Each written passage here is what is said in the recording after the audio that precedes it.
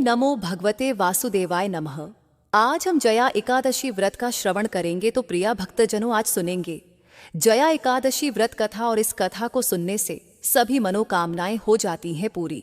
जो भी भक्ति सच्ची श्रद्धा के साथ में बैठकर इस एकादशी व्रत कथा को अंत तक सुनता है, उसके ऊपर भगवान विष्णु और लक्ष्मी की कृपा होती है।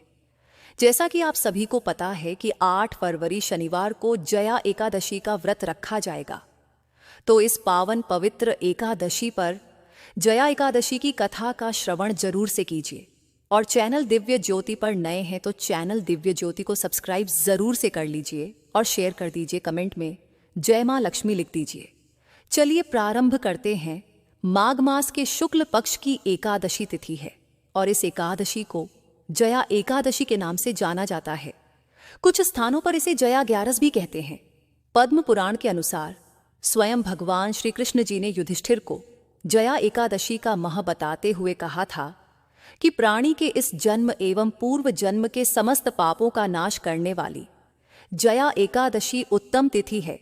जो मनुष्य जया एकादशी का व्रत रखता है और इसकी कथा को सुनता है, वह कभी प्रेत योनि में नहीं जाता है तथा उसके पूर्वजों को नीच योनि से मुक्ति मिलती है और उसकी सभी मनोकामनाएं पूर्ण होती हैं तथा घर में सुख समृद्धि, धन संपत्ति और खुशहाली आती है। तो आज मैं आपको सुना रही हूं जया एकादशी की बड़ी ही दुर्लभ कथा। इन कथाओं को सुनने से मनुष्यों के सभी पाप और संकट कट जाते हैं तथा समस्त मनोकामनाओं की पूर्ति होती है। तो आप लोग बड़ी ही श्रद्धा और प्रसन्न चित्त मन से इन कथाओं को पूरा अवश्य सुनिए। तो आइए भगवान श्री लक्ष्मी नारायण जी के चरणों का ध्यान करते हुए इस कथा को सुनते हैं। एक बार अर्जुन ने भगवान श्री कृष्ण जी से कहा, हे भगवान, अब कृपा कर आप मुझे माघ माह के शुक्ल पक्ष की एकादशी के संबंध में भी विस्तार पूर्वक बताइए। शुक्ल पक्ष की एकादशी में किस देवता का पूजन करना चाहिए तथा इस एकादशी के व्रत की क्या कथा है, उसको करने से किस फल की प्राप्ति होती है। तब भगवान श्री कृष्ण जी ने कहा, हे अर्जुन, माघ माह के शुक्ल पक्ष की एकादशी को जया एकादशी कहते हैं। इस एकादशी के उपवास से मनुष्य भूत प्रेत पिशाच आदि की योनि से छूट जाता है। अतः इस एकादशी के उपवास को विधि अनुसार करना चाहिए। अब मैं तुमसे जया एकादशी के व्रत की कथा कहता हूं, ध्यान पूर्वक श्रवण करो। एक बार देवताओं के राजा इंद्र नंदन वन में भ्रमण कर रहे थे। चारों तरफ किसी उत्सव सा माहौल था। गंधर्व गा रहे थे और गंधर्व कन्याएं नृत्य कर रही थी। वहीं पुष्पवती नामक गंधर्व कन्या ने मालवानों को देखा और उस पर आसक्त होकर अपने हाव भाव से उसे रिझाने का प्रयास करने लगी। मालवानों का रण अपने गायन का सुरताल भूल गया। इससे संगीत की लय टूट गई और संगीत का सारा आनंद बिगड़ गया। सभा में उपस्थित देव गणों को यह बहुत बुरा लगा। ये देखकर देवेंद्र इंद्र भी रुष्ट हो गए। संगीत एक पवित्र साधना है, इस साधना को भ्रष्ट करना पाप है। अतः क्रोधवश इंद्र ने पुष्पवती तथा मालवानों की साधना को अपवित्र करने वाले मालवानों, तुमने देवी सरस्वती का घोर अपमान किया है। अतः तुम्हें मृत्यु लोक में जाना होगा। गुरुजनों की सभा में आयम और लज्जाजनक प्रदर्शन करके तुमने गुरुजनों का भी अपमान किया है, इसलिए इंद्रलोक में तुम्हारा रहना अवर्जित है। अब तुम अधम पिशाच, असंयुक्त पर पिशाच योनि में दुखपूर्वक जीवन यापन करने लगे। उन्हें गंध रस स्पर्श आदि का तनिक भी बोध नहीं था। वहीं उन्हें असहनीय दुख सहने पड़ रहे थे। रात दिन में उन्हें एक क्षण के लिए भी नींद नहीं आती थी।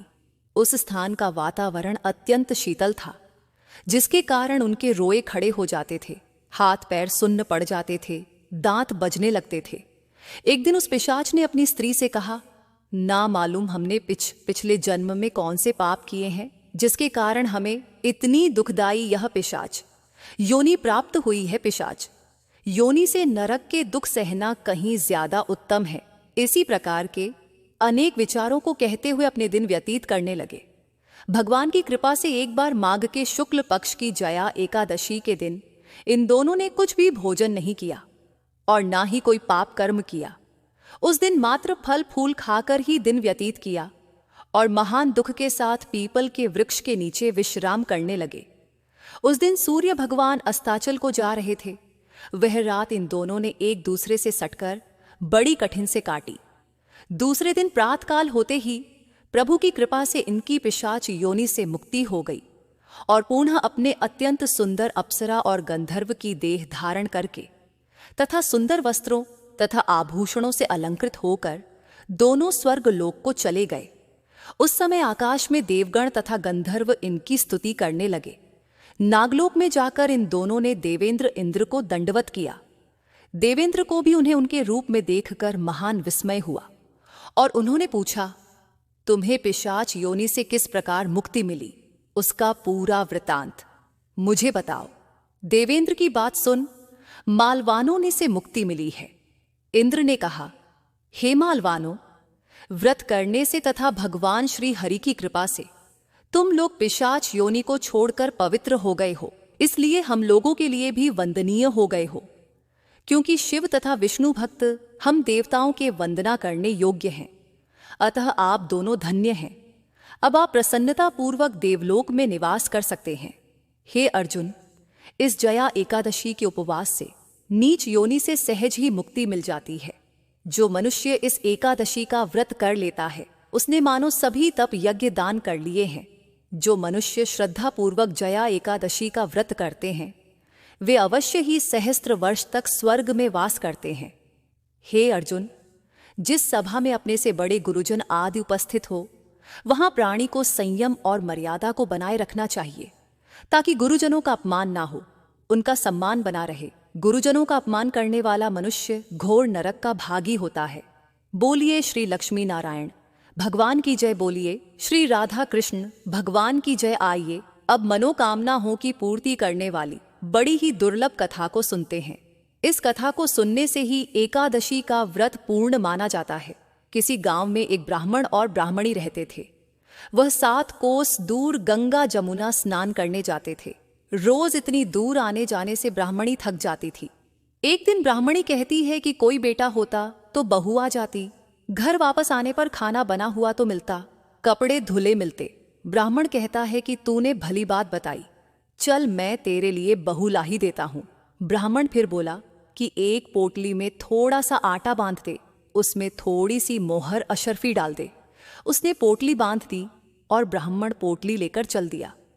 चलते चलते कुछ ही दूर एक गांव में जमुना जी के किनारे बहुत सारी सुंदर लड़कियां अपने घर बनाकर खेल रही थी। उनमें से एक लड़की बोलती है कि मैं तो अपना घर नहीं बिगाड़ूंगी, मुझे तो रहने के लिए ये घर चाहिए।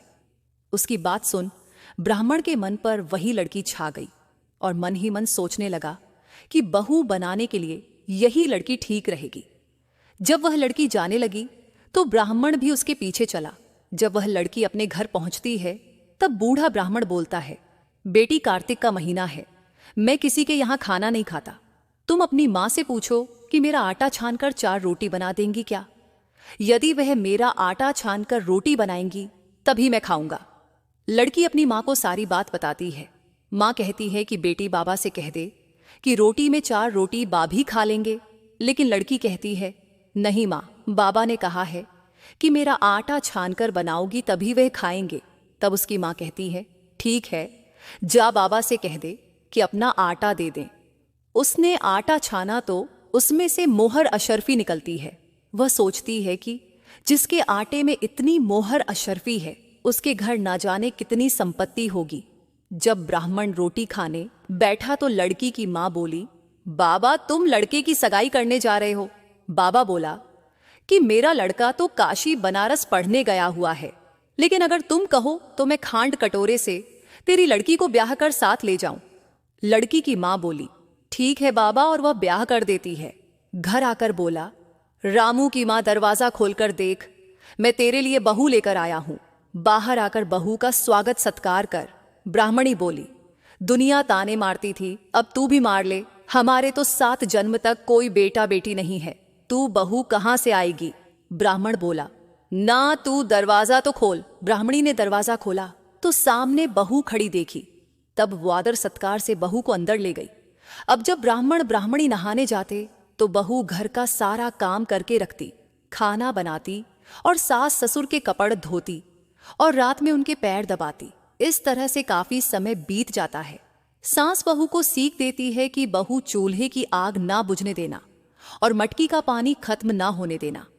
एक दिन चूहे की आग बुझ गई। बहू भागी भागी पड़ोसन के घर गई और बोली, मुझे थोड़ी सी आग दे दो, मेरे चूल्हे की आग बुझ गई है मेरे। सास ससुर सुबह 4 बजे से बाहर गए हुए हैं और वे थके हारे वापस आएंगे। मुझे उनके लिए खाना बनाना है। पड़ोसन कहती है, अरे तू पागल है, तुझे तो ये दोनों मिलकर पागल बना रहे हैं। इनका ना कोई बेटा है और ना कोई बेटी। बहू बोली, ना ना आप ऐसा मत बोलो, क्योंकि इनका बेटा काशी बनारस पढ़ने गया है। पड़ोसन फिर बोली, अरे तुझे यह झूठ बोलकर लाए हैं, इनका कोई बेटा नहीं है। अब बहू पड़ोसन की बातों में आ गई और कहने लगी कि अब आप ही बताओ कि मैं क्या करूं। पड़ोसन कहने लगी, करना क्या है, जब सास ससुर आए तब जली फूकी रोटी बना देना, अलनी पलनी दाल बना देना, खीर का चम्मच दाल में और दाल का चम्मच खीर में डाल देना। बहू पड़ोसन की सारी सीख लेकर अपने घर आ गई और जैसा पड़ोसन ने बताया था वैसा ही उसने किया। जब सास ससुर घर आए तब भूखों का कोई आदर सत्कार बहू ने नहीं किया और ना ही उनके कपड़े धोए। जब सास ससुर को खाना दिया तो सास बोली, बहू ये जली फूकी रोटी क्यों है और दाल भी अल्लनी है।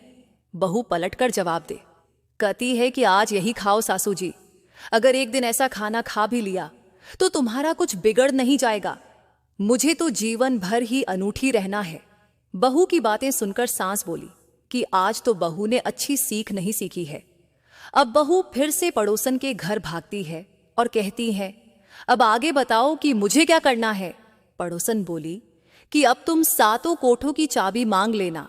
अगले दिन जब सांस जाने लगी तो बहू अड़ गई कि मुझे 7 कोठों की चाबी चाहिए। तो ससुर कहने लगे कि दे दो इसे चाबी, आज नहीं तो कल चाबी इसे ही देनी है, हम आज हैं, कल नहीं, इसलिए चाबी दे दो।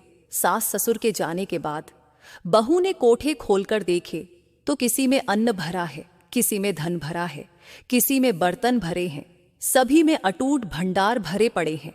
जब बहू ने 7वां कोठा खोला तो उसमें महादेव जी, पार्वती जी, गणेश जी, लक्ष्मी जी, पीपल पथवारी, कार्तिक के ठाकुर राई, दामोदर तुलसी जी का बिड़वा गंगा जमुना बह रही है। 36 करोड़ देवी देवता भी विराजमान हैं और वहीं एक लड़का चंदन की चौकी पर बैठा माला जप रहा है। सब देख वह लड़के से कहती है, तू कौन है। लड़का कहता है कि मैं तेरा पति हूं, दरवाजा बंद कर दे, जब मेरे माँ बाप आएंगे तब खोलना। सारा नजारा देखकर बहू बहुत खुश हुई और नाचती फिरने लगी। 16 श्रृंगार कर सुंदर वस्त्र पहन और सास ससुर का इंतजार करने लगी। इनके लिए 36 प्रकार के पकवान बनाकर रखे। सास ससुर जब वापस आए तब उसने उनका खूब आदर सत्कार किया, उनके कपड़े धोए, उनके पैर दबाए। बहू सास के पैर दबाकर कहने लगी कि माँ जी, आप इतनी दूर 12 कोस यात्रा करके गंगा जमुना का स्नान करने जाती हो, थक जाती हो, तुम घर में स्नान क्यों नहीं करती हो। बहू की बात सुन सास कहने लगी कि भला गंगा जमुना भी घर में बहा करती हैं क्या। बहू बोली, हाँ माँ जी बहती हैं, चलो मैं आपको दिखाती हूं।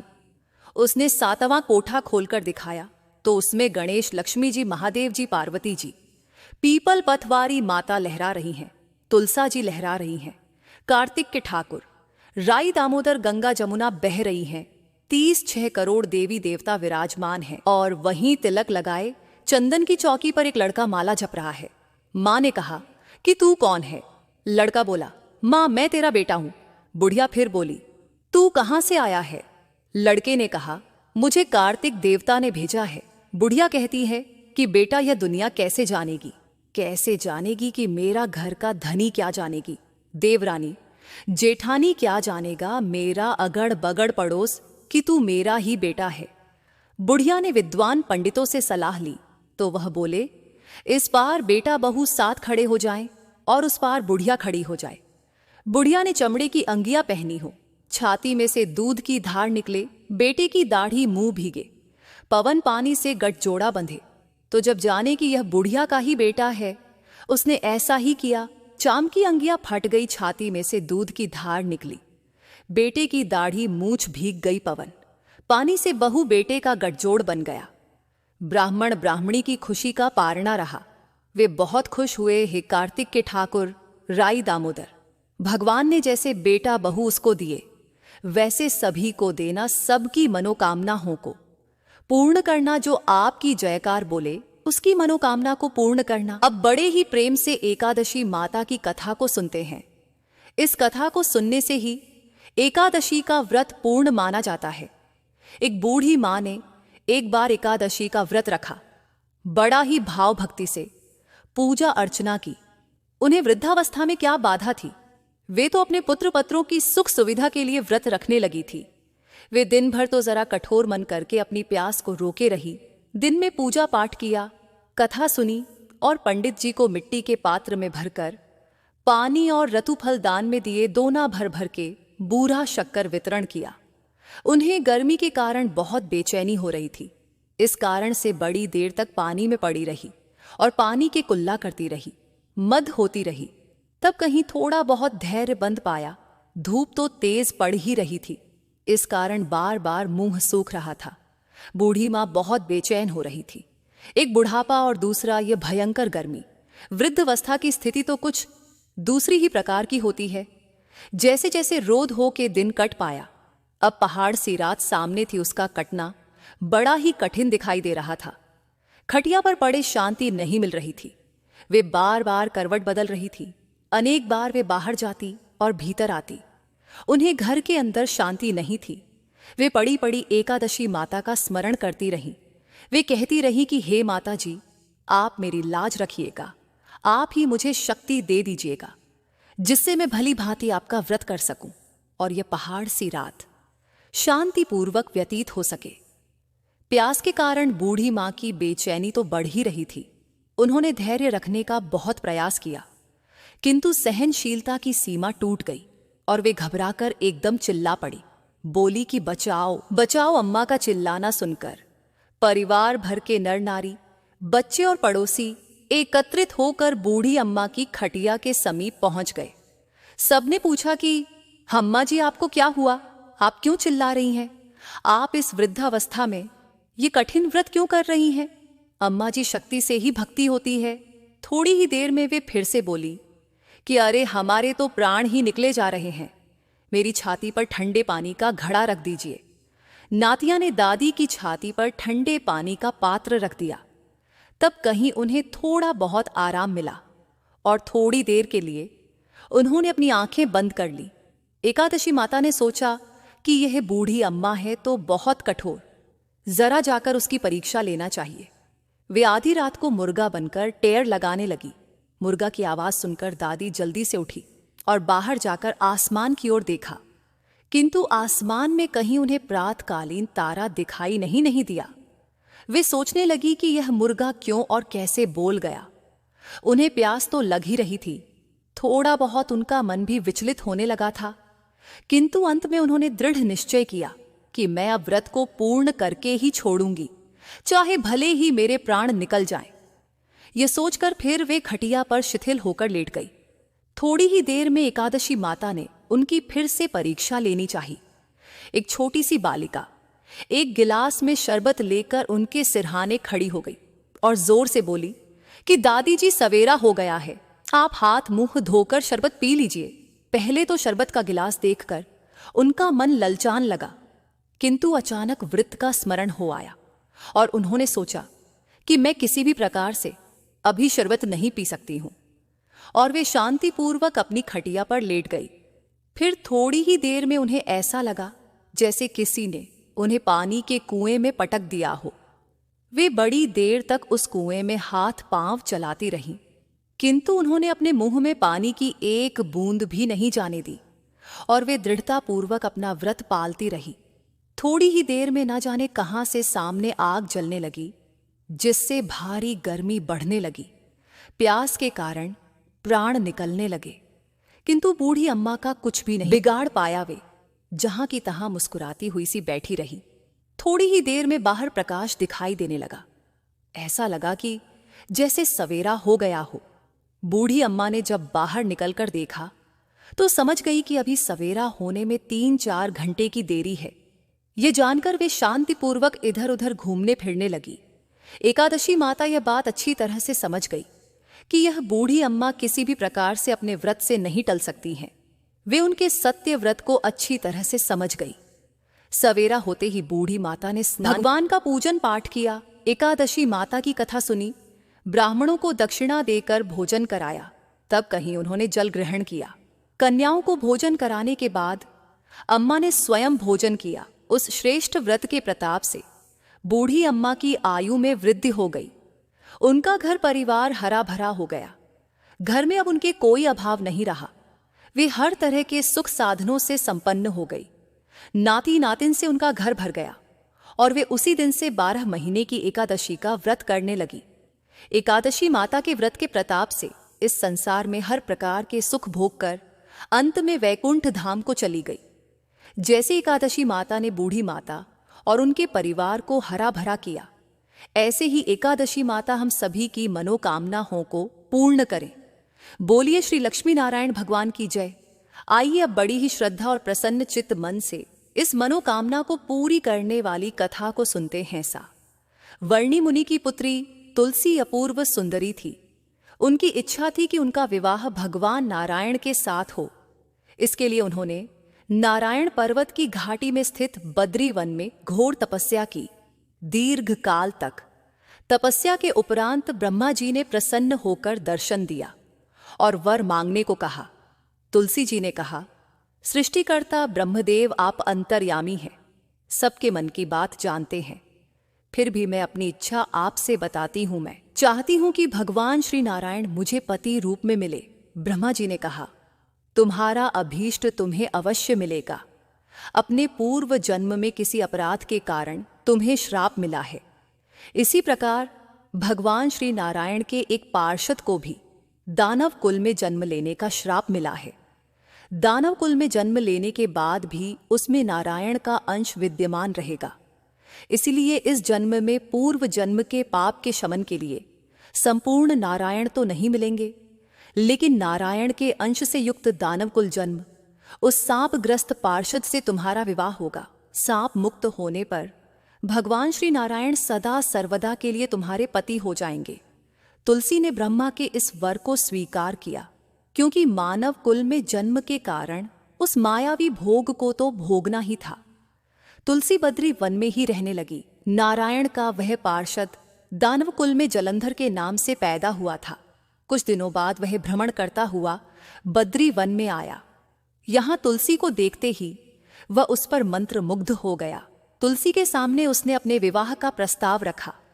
इतने में ही महाब्रह्मा जी आ गए और तुलसी से कहा, तुलसी, जलंधर को देखो कैसा देवो उसका स्वरूप है। दानव कुल में जन्म लेने के बाद भी लगता है जैसे इसके शरीर में नारायण का वास हो। तुम प्रस्ताव को सहर्ष स्वीकार कर लो।